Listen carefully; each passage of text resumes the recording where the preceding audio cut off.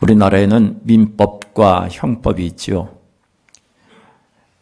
여러 가지 범죄 행위에 대하여 형법에는 세 가지로 분류를 하고 있습니다. 첫째는 국가적 법익에 관한 죄가 있습니다.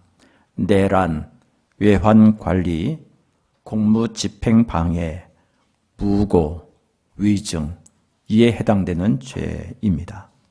둘째는 사회적 법익에 관한 죄가 있습니다.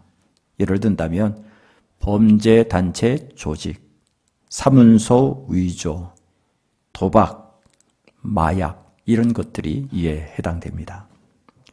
그리고 셋째는 개인적 법익에 관한 죄가 있습니다. 살인, 강도, 강간, 명예훼손, 상해 이런 죄가 이에 해당됩니다. 그렇다면 사람들이 죄를 짓는 범죄의 원인은 무엇일까요? 왜 죄를 범하게 되는 것일까요? 학자들은 범죄의 원인을 생물학적인 관점에서 또한 심리학적인 관점에서 그리고 사회학적인 관점에서 다양하게 여러 가지로 분석을 합니다. 모 잡지사에서 2009년부터 2011년까지 3년 동안 수원지방법원에서 살인죄, 강도죄, 성범죄 등의 혐의로 유죄 판결을 받은 159명의 강력범죄자들의 성장사를 판결문과 함께 분석해서 발표한 적이 있었습니다. 그 발표에 의하면 159명 중에 66.7%에 해당되는 106명이 어린 시절을 부모의 이혼과 불화 등으로 심한 고통을 당하며 보냈다는 것이죠. 그리고 나머지 33.3%에 해당되는 53명이 우발적인 죄를 범했다라고 분석했습니다. 그러면서 이들은 성장기에 부모의 적절한 보살핌을 받지 못했기 때문에 그리고 학교에서도 분노를 조절하는 교육을 제대로 받지 못했기 때문이라고 또 그 이유를 말하기도 했죠. 그런데 여러분, 사람들이 죄를 범하는 것이 단지 가정에서 부모의 양육이나 학교에서의 선생님들의 교육에만 원인이 있는 것이 아닙니다. 예를 들어 지난주일에 말씀드린 바대로 욕망 때문이기도 하지요. 오늘도 우리는 계속해서 오늘 본문을 통해 아담과 하와가 선악과를 따먹고 죄를 범하게 된 원인을 살피고 또한 주님 주시는 교훈의 말씀을 듣고자 합니다. 먼저 하와와 사탄이 나눈 대화의 내용을 살펴보겠습니다. 사탄이 먼저 하와에게 물었지요. 하나님이 참으로 너희에게 동산 모든 나무의 열매를 먹지 말라 하시더냐? 이에 하와가 대답했습니다. 동산 나무의 열매를 우리가 먹을 수 있으나 동산 중앙에 있는 나무의 열매는 하나님의 말씀에 너희는 먹지도 말고 만지지도 말라 하셨느니라. 너희가 죽을까 하노라 하셨느니라. 그러자 뱀이 하와에게 말했죠.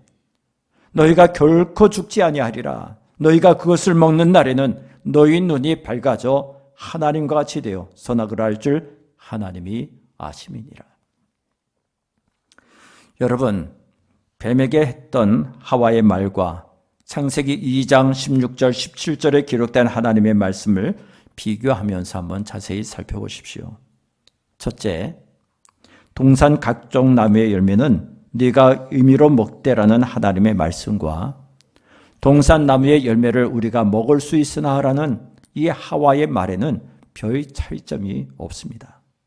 그러나 둘째, 선악을 알게 하는 나무의 열매는 먹지 말라. 네가 먹는 날에는 반드시 죽으리라는 하나님의 말씀과 동산 중앙에 있는 나무의 열매는 하나님의 말씀에 너희는 먹지도 말고 만지도 말라. 너희가 죽을까 하노라 하셨느니라는 하와의 말에는 분명 두 가지의 다른 점 차이점이 있습니다. 하나의 차이점은 먹지 말라라는 하나님의 말씀과는 달리 하와가 먹지도 말고 만지지도 말라라고 덧붙이고 과장했다는 겁니다. 그리고 다른 하나의 차이점은 네가 먹는 날에는 반드시 죽으리라는 하나님의 말씀과는 달리 하와는 너희가 죽을까 하노라 하셨다라며 하나님의 절대 명령, 엄한 경고의 말씀을 약화시켰다는 것입니다. 그랬습니다. 하와는 하나님의 말씀을 자신의 생각대로 덧붙이고 과장했습니다.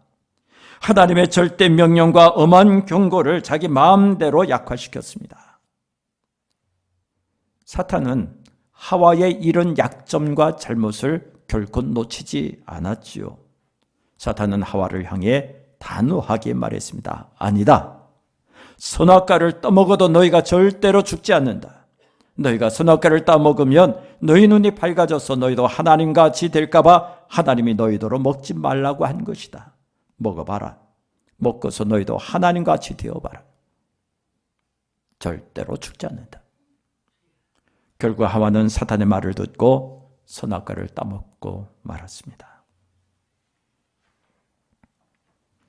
여러분, 오늘 우리는 하나님의 말씀을 자신의 생각대로 덧붙이고 과장했으며 하나님의 절대 명령을 자기 마음대로 약화시켰던 하와의 모습을 통해 두 가지의 교훈을 발견하게 됩니다.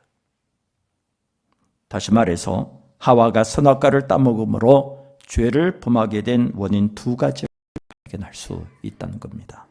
첫째는 하나님의 말씀에 대한 왜곡입니다. 하나님의 말씀을 왜곡시켰기 때문입니다. 지금 우리 사회는 의사소통이 잘 안 되는 의사불통의 시대라 그렇게 말합니다. 정치적으로는 여야 간의 소통이 잘 안 되고 세대 간의, 계층 간의, 남북 간의, 심지어 남편과 아내 간에도, 부모와 자녀 간에도, 형제들 간에도 의사소통이 제대로 이루어지지 않는 세대입니다. 왜 그럴까요? 여러 가지 요인들이 있겠습니다만은 중요한 요인 가운데 하나는 바로 일방적인 자기 주장만 있을 뿐 서로 상대방의 소리에 귀를 기울이지 않기 때문이라는 겁니다. 다시 말해서 상대방의 말에, 상대방이 하는 소리에 경청하지 않기 때문이라는 거죠.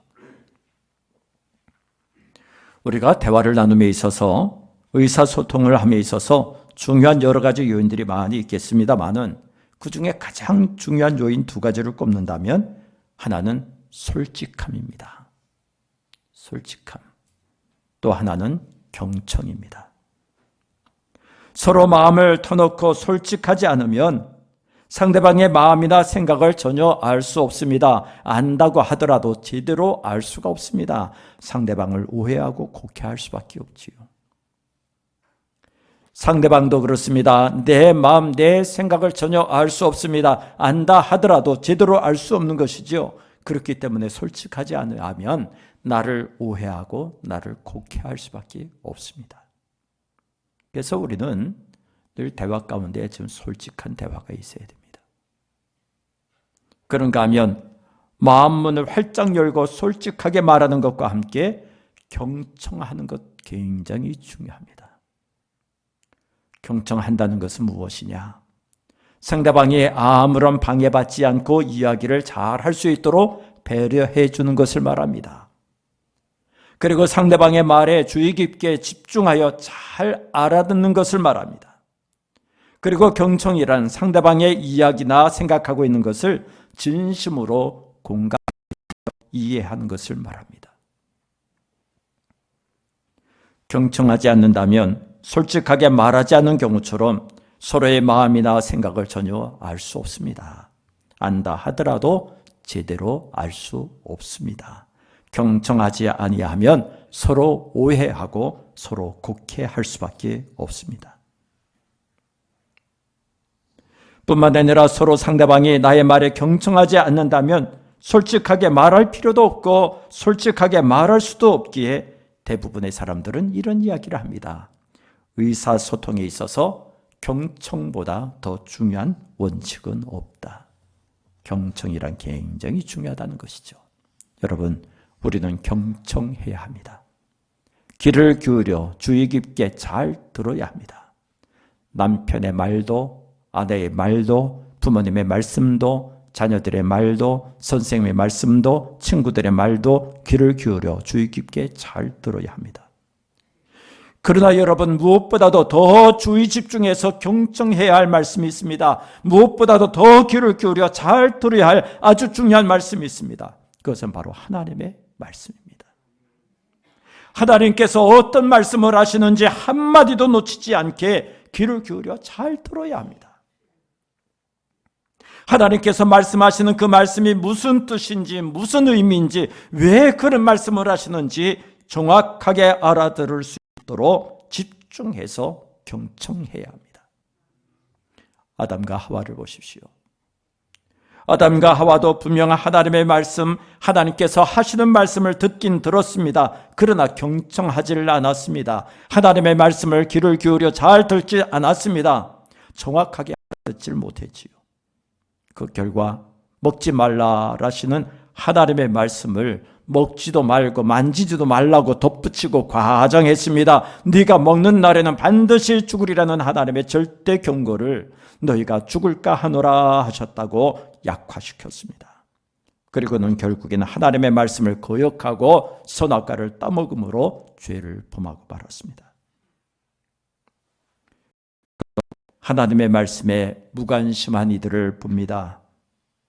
그래서 하나님께서 어떤 말씀을 하셨는지 전혀 알지 못하는 이들을 봅니다. 믿지 않는 세상 사람들 말고요. 우리 믿는다 말하는 소위 우리 기독교인들, 신앙인들이라 말하는 사람들 중에서 말이죠. 간혹 하나님께서 하신 말씀을 많이 아는 사람들이 있습니다. 그러나 하나님의 말씀을 자기 마음대로 자기 생각대로 해석해서 하나님의 말씀을 왜곡시키는 경우를 많이 봅니다.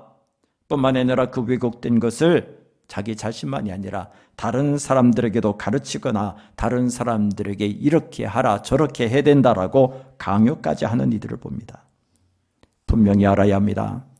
하나님의 말씀에 대한 무지는 나침반 없이 망망대해를 항해하는 것과 같습니다.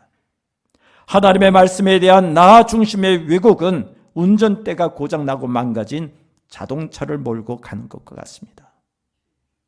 따라서 하나님의 말씀을, 성경 말씀을 열심히 읽으십시오. 들려주시는 하나님의 말씀에 귀를 기울여 잘 들으십시오. 하나님의 말씀을 읽을 때나 들을 때 딴 생각하지 말고 집중해서 읽고 들으십시오. 그 말씀 한마디 한마디를 통해 들려주시는 주님의 음성 절대로 놓치지 마시고 잘 들으셔야 합니다. 또한 하나님의 말씀을 읽거나 들을 때에 내 마음대로 판단하거나 내 생각대로 해석하지 말고 말씀의 종들을 통해 들려주시는 말씀에 집중하고 그 말씀을 깊이 묵상하십시오. 혹시 궁금한 것이 있으면 연구하시고 또한 물어볼 것이 있으면 부담 갖지 말고 언제든지 물어보십시오. 하나님의 말씀은 잘 알아야 합니다. 하나님의 말씀은 바르게 알아야 합니다. 둘째로 아담과 하와가 선악과를 따먹은 것은 하나님의 말씀에 대한 불신 때문이었습니다. 우리가 세상을 살아가면서 누군가를 믿지 못하고 의심하면서 산다는 것 정말 피곤하고 괴로운 것입니다.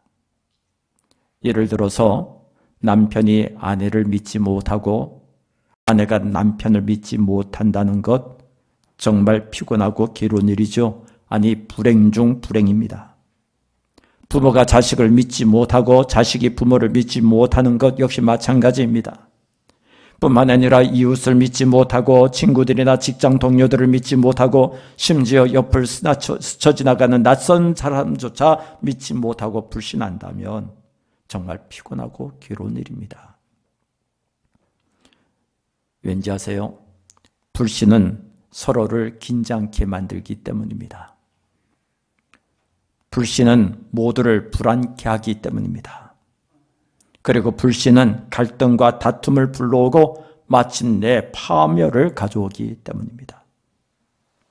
그러나 무엇보다도 하나님을 신뢰하지 못하고 하나님의 말씀을 신뢰하지 못하고 불신한다는 것은 더더욱 큰 불행입니다. 아니 저주스러운 일입니다. 이스라엘 백성들을 한번 보십시오. 가데스 바네에서 하나님의 약속을 믿지 않고 불신하다가 얼마나 많은 사람들이 목숨을 잃었습니까? 아니 여호수아와 갈렙 그리고 광야에서 태어난 당시의 어린 아이들을 제외한 모든 이들이 가나안 땅에 들어가지 못하고 다 광야에서 죽고 말았습니다. 예수님의 수제자였던 베드로를 한번 보십시오.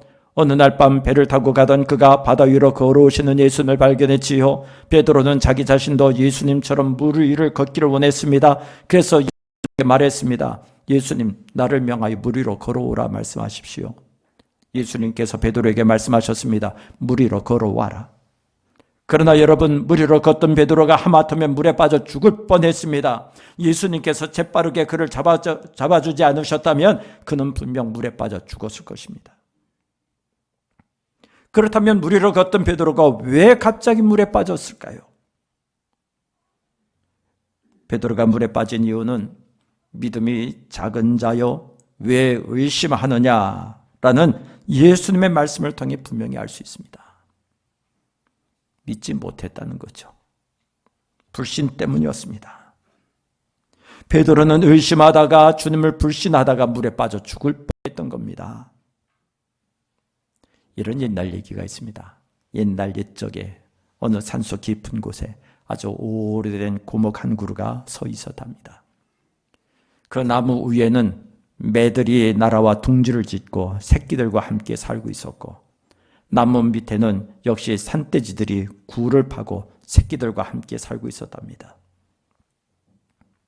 산돼지들은 매들이 떨어뜨리는 나뭇잎이나 다른 찌꺼기들을 먹을 수 있었고, 매들도 산돼지들이 먹고 남은 찌꺼기를 먹을 수 있었답니다.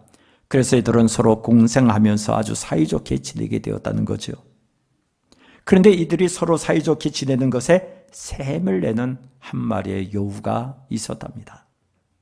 어느 날 이 여우는 이들을 갈라놓기 위해 한 가지 꾀를 생각해내고 매에게로 달려가 이렇게 말했답니다. 얘들아, 나무 밑에 있는 산돼지들이 너희를 잡아먹으려고 매일마다 나무 밑둥이를 갉아먹고 있단다. 얼마 못 가서 이 나무가 곧 쓰러지게 될 거야. 그러면 분명 내 새끼들은 떨어져서 저 산돼지의 밥이 되고 말 거지. 한번 잘 생각해봐라. 이따금 나무의 진동이 느껴졌을 거야. 또 어떤 때는 나무가 심하게 흔들리기도 했을걸? 그게 바로 나무가 곧 쓰러지려는 증거거든. 저 밑에 있는 산돼지들 조심해. 믿지 마라. 그리고 이번에는 산돼지에게로 다가가 말했습니다. 얘들아, 나무 위에 있는 매들이 너희 새끼들을 잡아먹으려고 항상 기회만 노리고 있다는 것 알고 있니? 너희들이 먹이를 구하러 멀리 가면 어미매가 이따금씩 내려와서 너희 집을 기웃거렸을 거야. 그게 너희 새끼들을 잡아먹기 위해서 그런 거야. 너 매들을 조심해. 믿지 마라. 이때로부터 매와 돼지들은 서로를 믿지 못하게 되었답니다. 그래서 어미매도 어미돼지도 먹이를 구하러 나갈 수가 없었답니다. 혹시 먹이를 구하러 나간 사이에 여우의 말대로 자기 새끼들을 잡아먹을지도 모른다는 불안감 때문이었죠. 그렇게 그들은 서로를 불신하며 경계하면서 새끼들만 지켰답니다. 그러다가 결국엔 어떻게 되었느냐? 매들도 산돼지들도 다 굶어 죽었답니다. 그게 옛날 얘기예요. 사탄은 하와에게도 아담에게도 다가와 이렇게 속삭였습니다. 하나님의 말씀을 믿지 말라. 따먹지 말라. 먹는 날에는 반드시 죽을 것이다 라는 하나님의 그 말씀 정말일까? 한번 물음표를 찍어봐라. 그래서 마침내 하와와 아담으로 하여금 먹는 날에는 반드시 죽을 것이다 라는 하나님의 말씀에 정말일까? 라는 물음표를 찍게 했습니다. 그리고 마침내 선악과를 따먹음으로 죄를 범하게 했던 것이죠. 여러분, 사탄은 우리들로 서로 믿지 못하게 하고 신뢰하지 못하게 합니다. 서로 의심하게끔 불신을 심어주기 위해 다가와 이렇게 속삭입니다. 믿지 마라. 물음표를 한번 찍어봐라. 한번 점검해봐라. 그래서 서로 긴장하게 하며 서로 갈등하게 하며 서로 다투게 합니다. 그래서 모두 파멸에 이르게 합니다. 특히 우리들로 하여금 하나님을 믿지 못하도록 신뢰하지 못하도록 속삭입니다. 그리고 하나님의 말씀에 정말일까라는 물음표를 찍도록 수단과 방법을 가리지 않고 수시로 다가와 속삭입니다. 하나님은 정말 살아계신 분일까? 하나님은 정말 유일하신 유일신일까? 하나님이 이 우주 만물을 창조하셨다는데 정말일까?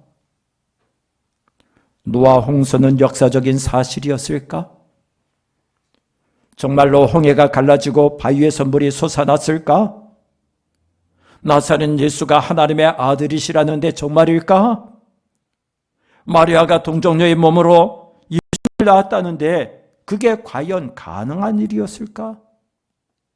산 사람이 죽는다는 것, 그것은 당연한 일이지만 죽은 사람이 어떻게 다시 살 수 있단 말인가? 천국과 지옥이 정말 있을까? 세상의 마지막 때 소위 종말이란 과연 있는 것일까? 성경에 하나님의 말씀이라고, 하나님의 사랑의 하나님이라고, 능력의 하나님이라고, 하나님은 은혜 베풀기를 좋아하신다고, 하나님이 나의 기도를 정말 들으실까? 내가 하나님을 믿는다고 하는데 너 정말 믿는 것이냐? 사탄은 이렇게 계속해서 물음표를 찍게 하면서 하나님을 신뢰하지 못하게 하고 하나님의 말씀을 믿지 못하게 하면서 그분의 말씀을 불신하게 합니다. 그러면서 먹음직도 하고 보암직도 하고 탐스럽기도 한 것으로 우리를 유혹합니다. 그래서 우리로 하여금 하나님을 떠나 죄를 범하게 합니다. 그래서 마침내 우리로 아주 망하게 하지요. 잠언 16장 20절 말씀을 보시면 하나님께서 말씀하셨습니다. 삼가 말씀에 주의하는 자는 좋은 것을 얻는다. 여호와를 의지하는 자는 복이 있다. 언제 어디서 무엇을 하든지 누구와 함께 하든지 항상 하나님의 말씀을 확실하게 신뢰하십시오. 또한 언제 어디서 무엇을 하든지 누구와 함께 하든지 항상 하나님의 말씀을 따라 살며 하나님의 말씀의 능력을 의지하십시오. 그래서 예수께서 십자가의 죽음으로 우리에게 생명을 주셨으니 예수님께서 이 세상에 다시 오실 때까지 그 생명의 길을 벗어나지 말고 그 생명의 길을 꿋꿋하게 걸어가십시오. 그리고 예수님께서 십자가의 죽음으로 풍성한 삶, 곧 행복한 삶을 누리는 복을 우리에게 주셨으니 예수님께서 이 세상에 다시 오실 때까지 언제나 풍성한 삶, 곧 행복한 삶으로 살아가십시오. 이것이 오늘 우리에게 주시는 주님의 말씀입니다. 기도하겠습니다. 하나님, 우리로 하여금 하나님의 말씀을 사랑하게 하여 주옵소서. 우리로 하여금 하나님의 말씀을 사모하게 하여 주옵소서. 그래서 우리로 하여금 생명의 말씀인 하나님의 말씀을 사모하여 귀를 기울여 잘 듣게 하여 주시고 깊이 묵상하게 하여 주시고 우리들에게 바로 나에게 하시는 하나님의 말씀을 바로 알아듣게 하여 주시옵소서.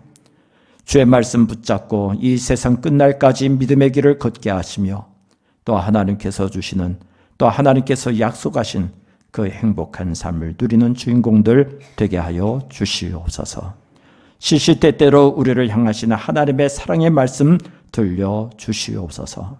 예수님 이름으로 간절히 기도드리옵나이다. 아멘.